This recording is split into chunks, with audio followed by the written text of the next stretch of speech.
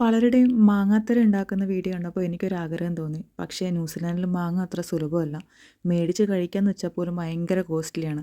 അങ്ങനെ ഞാനൊരു വഴി കണ്ടെത്തി എങ്ങനെ മാങ്ങാത്തര ഉണ്ടാക്കാമെന്നുള്ളത്. നമുക്കിവിടെ ഈസി ആയിട്ട് കിട്ടുന്നതാണ് മാംഗോ പൾപ്പ്. ഇതുപോലെയുള്ള ഒരു ടിൻഡ് മാംഗോ പൾപ്പ് മേടിച്ച് ഞാൻ ഈസി ആയിട്ട് മാങ്ങാത്തര ഉണ്ടാക്കി. വളരെ ഈസി ആയിട്ടുള്ള സ്റ്റെപ്സാണ്. പ്രത്യേകിച്ച് ഒന്നും തന്നെ ആഡ് ചെയ്തില്ല.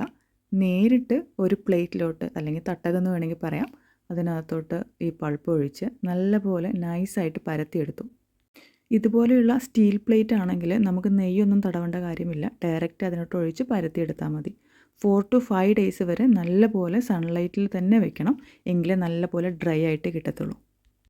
ഇതിപ്പോൾ 5 ഡേയ്സിന് ശേഷമുള്ളതാണ്. അതിന് ശേഷം നല്ലപോലെ ഡ്രൈ ആയിട്ടുണ്ട്. ഇതുപോലെ നമുക്കിതിനെ കട്ട് ചെയ്ത് ചുരുട്ടിയെടുക്കാം. ഇതിപ്പോൾ എൻ്റെ ചെറിയ പാത്രമാണ്, അതുകൊണ്ട് എനിക്കത് ചെറിയ സൈസിലാണ് കിട്ടിയേക്കുന്നത്. നമ്മൾ ഏറ്റവും വലിയ പാത്രം എടുക്കുകയാണെങ്കിൽ അതിനനുസരിച്ച് നമുക്ക് വലിയ തിര ഉണ്ടാക്കാനായിട്ട് പറ്റും. ഈസി ആയിട്ട് നമുക്കത് റോൾ ചെയ്തെടുക്കാം. കണ്ടല്ലോ, ഇതാണ് ഇതിൻ്റെ ഔട്ട്പുട്ട്. ഇതുപോലെ ടിന്നിൽ വരുന്ന മാംഗോ പൾപ്പ് ഓൾറെഡി ഷുഗറൊക്കെ ആഡ് ചെയ്തായിരിക്കും. അതുകൊണ്ട് പ്രത്യേകിച്ച് വേറൊന്നും ആഡ് ചെയ്യേണ്ട കാര്യമില്ല. ആഡ് ചെയ്യരുത്, കാരണം വീണ്ടും അത് ഭയങ്കര സ്വീറ്റായിട്ട് മാറും. ഒറിജിനൽ മാങ്ങാപ്പഴം വെച്ചുണ്ടാക്കുന്ന ഒരു ടേസ്റ്റ് ഇതിനുണ്ടാവില്ല. പിന്നെ ഈ മാങ്ങാത്തിര തന്നെ പല രീതിയിലും പല സ്റ്റെപ്സിലും ഉണ്ടാക്കുന്നവരുണ്ട്. അതിനനുസരിച്ച് ടേസ്റ്റ് നല്ലപോലെ വ്യത്യാസമുണ്ട്. എനിവേ, ഇതാണ് ഞാൻ ഉണ്ടാക്കിയ മാങ്ങാത്തിര. പിള്ളേർക്കൊക്കെ ഇഷ്ടപ്പെടും കേട്ടോ. ട്രൈ നോക്കണേ.